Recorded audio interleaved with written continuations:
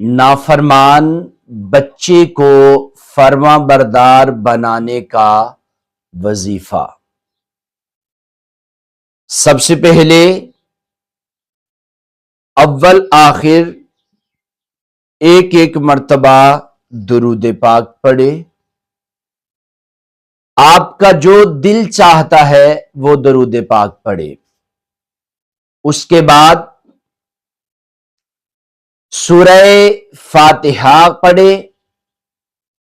ایک مرتبہ، اور پھر اس کے بعد بچے پر دم کر دے،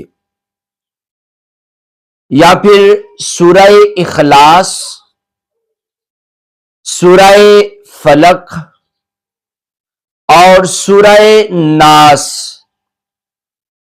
تین مرتبہ پڑھ کر بچے پر پھونک مار دے۔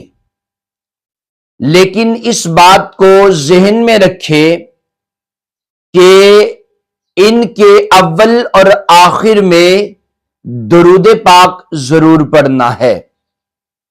اس عمل کو اگر آپ 7 دن تک کریں گے تو اللہ رب العزت کی ذات پاک پر اس بات کی قوی امید ہے کہ آپ کا بچہ ضد چھوڑ کر، نافرمانی چھوڑ کر آپ کا فرما بردار ہو جائے گا۔